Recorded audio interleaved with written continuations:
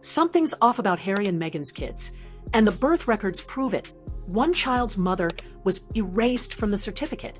The other's father, listed by title, not name, which could make him a legal nobody in U.S. courts. And there were reportedly no physician certificates. So all of the rumors that seem to be true about surrogacy, but why the secrecy? Like if you have that platform and children are amazing, they're beautiful, they come into the world however they come, you would want to promote that as well. Do articles about the beauty of surrogacy. If you can afford it, great, right? And then my father was very forthcoming to talk about the fact that in July, 9 months before Archie was allegedly born, that he said that she had picked up her frozen eggs. So I thought, well, it kind of makes sense, all things taken together, that there would be a surrogate involved. Now, rumors of a surrogate, secret legal moves, and hidden medical details are starting to line up. And when the documents don't match the story, there's always a reason. When Archie Harrison Mountbatten Windsor was born in 2019, royal watchers did what they always do. They checked the birth certificate. And that's when things got weird. Instead of listing Rachel Meghan Markle as expected, the certificate identified the mother only as Her Royal Highness the Duchess of Sussex. No first name, no last name, no legal identity, just a title. And that by British law, a woman, the child reportedly has to be born of the womb of the titled royal mother. And remember, Archie was not born at the hospital where all royal births take place. Right. And we were lied to about the timing and when she apparently went into labor. I was covering all of that very closely, and there was a whole veil of secrecy over it. And Lady Colin Campbell, as you know, has regularly just asked Buckingham Palace, just tell us. That's not a formatting choice. That's a legal deviation. In the UK, royal birth certificates always include the full legal names of both parents. From Queen Elizabeth to Kate Middleton, the pattern is crystal clear. But Meghan, she broke it. And here's where it gets stranger. Just 11 days later, the record wasn't updated. It was corrected. That word matters. It suggests someone, either Meghan or the palace, believed something was seriously wrong with the original version. Well, the other thing too, I don't know if you remember, people can misspeak, but like if it's the day or a couple of days after your baby is born and you're presenting the baby to the public, Harry slipped and he said he's changed so much in the last 2 weeks. And I think people are like, and I think it was originally months, and even that was flubbed and changed because a lot of people were saying the same thing. We're like, what do you mean in the last 2 weeks? This is supposed to be the day after birth or very shortly thereafter. And so are you saying that he's 2 weeks older? And was it a clerical slip, a personal preference, or was it the first move in something more strategic, a way to separate her legal identity from her firstborn son? Because when a mother removes her own name from a legal document that determines citizenship, custody, and inheritance, it raises one very unsettling question. Why would anyone want to legally distance themselves from their own child? And if that sounds extreme, just wait. The next birth certificate is even more alarming. Lilibet Diana was announced as being born in California, but the paper trail, it points somewhere else entirely. That place is Colorado, and it's not random. Unlike California, where surrogacy laws are strict and transparent, Colorado's legal system is far more flexible. In fact, it's one of the few states where you can legally leave the surrogate's name off the birth certificate altogether. Intended parents, like Meghan and Harry, can be listed directly, even if they weren't biologically involved. so I thought maybe that would allow time to wean the baby away from a birth mother if a surrogate was used. It would make sense, but instead of lying to the world, why not just say, we want a baby, we're having a baby, and we're using a surrogate. Now, here's where things start to align a little too neatly. Multiple sources, quietly but consistently, have whispered about a 23-year-old woman in Colorado. No headlines, no interviews, just a name that's never made it into the press. She reportedly gave birth in early June 2021, just days before Lilibet's official birth date. And then she disappeared. Non-disclosure agreements signed. Silence ever since. But the documents tell their own story. When Lilibet's birth certificate began circulating, eagle-eyed observers noticed something bizarre. Instead of listing Harry's full legal name, Henry Charles Albert David, it only said, His Royal Highness the Duke of Sussex. In the United States, that's more than odd. It's a problem. Titles have no legal weight here. A U.S. court doesn't care if you're a duke. They want names, IDs, proof. Well, and I was thinking, what children? Don't screw with my psyche unless you want to pop out a DNA test and some proof of delivery, because right now all you got is a PR game. I don't believe, and he doesn't believe, that there are kids. He said, we've seen this much of this kid with bandages around its face, like it didn't move or blink or anything. And that was very weird. Every newborn I've ever seen, moves, blinks, makes a noise, stretches or something. And without his legal name on the certificate, Harry may have no enforceable parental rights over Lilibet. Not in custody battles, not for medical emergencies, not even for something as simple as a passport. Meanwhile, Meghan made sure her full legal name appeared on Lilibet's paperwork. A sharp contrast from Archie's birth certificate, where she erased it. That split, mother unnamed on one, father unnamed on the other, doesn't feel random anymore. It feels calculated. And if Meghan didn't give birth herself, and Harry didn't legally sign as a father, then who really are the parents of Lilibet Diana Mountbatten Windsor? Because the more you look at the document trail, the clearer it becomes. This wasn't a mistake.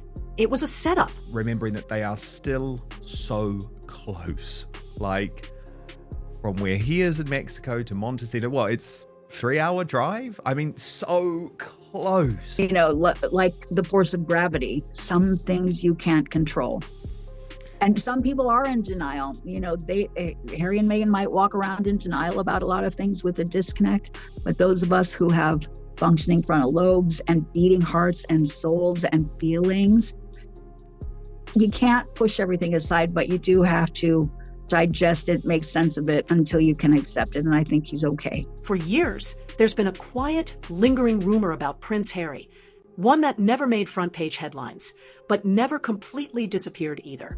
According to multiple palace insiders and royal gossip circles, Harry suffered a childhood hernia complication that may have affected his fertility. It allegedly involved one of his testicles, a private, unconfirmed detail that's floated in royal conversations for decades. If there's any truth to it, the implications are huge. Because if Harry's fertility was compromised, it would explain everything.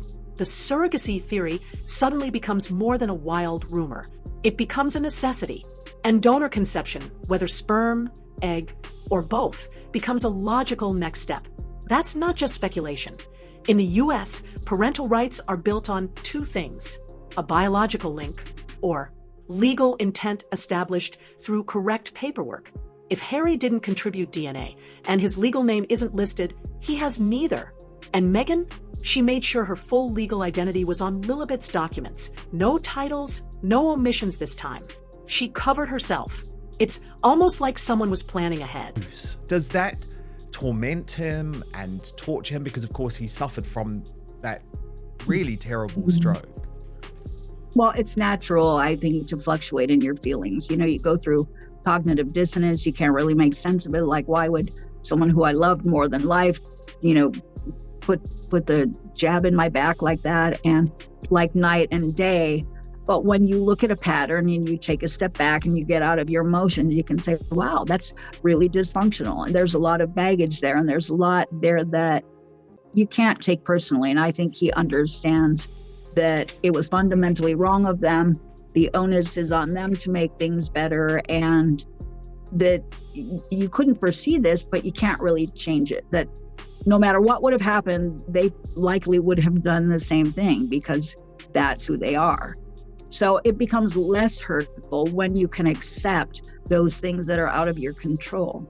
When you can accept that you gave it your all. So you stop beating yourself up like, what did I do wrong? What didn't I do enough of? You got to let that go. And when you look at everything that you did do and that you didn't do anything wrong, and you sit there and you just really take a step back, you can breathe and you can just hope that they get help and it doesn't hurt as much. It's a different kind of pain. It's like a dulled pain. And you just accept it, knowing that Even Meghan's behavior seems to reflect a quiet divide. Publicly, she's shown more affection, more visibility, and more emotional connection to Lilibet than Archie. In interviews, in footage, even in their highly curated Netflix documentary. And fans have noticed. Some say it's coincidence. Others believe it's biology. That Meghan may share a genetic connection with Lilibet that she doesn't have with Archie. If Archie was born via donor embryo or another arrangement the public never knew about, and Lilibet was conceived using Meghan's own eggs and a surrogate, the emotional imbalance makes more sense. It's uncomfortable, cold even, but real. And when that emotional gap mirrors the legal one, it starts to look intentional. I'm so happy. But it must be painful, Sam, for you as a family when you see Harry and Meghan promoting family ideal. Because, you know, we're coming into Thanksgiving and Christmas is coming up. And I mean, I could not believe, because Us Weekly, you know, they are now the propaganda outfit of Harry and Meghan. They didn't used to be, but the editor from People magazine, Dan Wakeford, then moved to Us Weekly. So they're now doing more PR for Harry and Meghan. And they actually posted on X, and I couldn't believe it. For Meghan Markle, family is everything during the holiday season. Well, according to Taz, who's one of our regulars here at YouTube, royal YouTube sensation, but also an outspoken regular, she posted, Sam, they are having a laugh with that headline. She's not only cut off her family, but Harry's family and all the relatives their children should have around them, including Harry's childhood friends and their families. The Markles, the Raglins, the Windsors, all the cousins, the grandfathers, the aunties and uncles, everyone apart from Doria. I find that desperately sad and selfish. In July 2020, Meghan published a deeply personal essay revealing she had suffered a miscarriage. Sympathy poured in, but just days later, she was photographed outside a Beverly Hills clinic, one that, despite its public dental branding, is known for elite fertility treatments behind closed doors. She carried a small beige pouch, partially open, revealing what looked like a cold pack, the kind used after egg retrieval procedures. Observers pointed out that her appearance didn't match the timeline of emotional or physical recovery. If she just experienced a miscarriage, the public outing was shockingly composed. If she had just completed fertility treatment, however, it made a lot more sense. One story brought sympathy. The other suggests a plan already in motion. Sometime after Lilibet's birth, Meghan released what appeared to be a heartwarming behind-the-scenes video. It was positioned as an intimate look at one of the most important moments in a mother's life, her daughter's arrival. The lighting was soft. The music was emotional. The hospital setting looked spotless and serene. Too serene, actually. But something didn't feel right. There were no masks, no gloves, no PPE, no nurses in full protective gear. No sign of any pandemic restrictions that were absolutely mandatory in California hospitals at the time. In mid-2021, most California hospitals were still under strict lockdown policies. Visitors were limited. Even fathers were, in many cases, barred from delivery rooms. In fact, many families had to FaceTime their newborns from the hallway. That's how intense the safety protocols were. So how did Meghan and Harry manage to bypass all of it? No gowns, no face coverings, no evidence of real-time medical procedures or equipment, just a perfect, curated moment. It didn't look like the reality of childbirth in a pandemic. It looked like a photo shoot. Critics immediately started asking questions. Was this real footage? Was this filmed at a later time? Or somewhere completely different? Was it even a hospital at all? To make things even murkier, the hospital allegedly used, Santa Barbara Cottage Hospital, had already gone on record about its safety protocols during that period. They didn't allow full visitor access. They certainly didn't allow media crews, lighting teams, or anyone else outside of essential staff, and one parent, at most. So if Meghan's video wasn't taken during the birth, and wasn't filmed under the hospital's strict policies, then what exactly are we looking at? The polished look, the timing, the total lack of restrictions. All of it leads to one conclusion. This wasn't documentation. It was presentation. And if the birth itself had to be manufactured for the cameras, then what else was? Because when real-life events start looking more like brand content than medical reality, you have to wonder, Was this moment staged to cover up what really happened? And if so, why? Here's what no one seems to be talking about. 2 children, 2 birth certificates, and not a single one lists both parents correctly.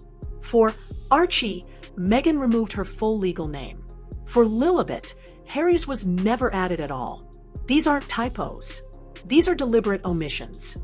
And when you step back, they form a disturbing pattern, almost like a legal blueprint, designed to give each parent exclusive legal control over one child and none over the other. Let that sink in. Archie's birth certificate is filed in the United Kingdom, where traditions and protocols are strictly followed. Yet Meghan became the first royal mother in modern history to scrub her full name from the document. And when she was questioned later, she blamed the palace, claiming they forced her to do it.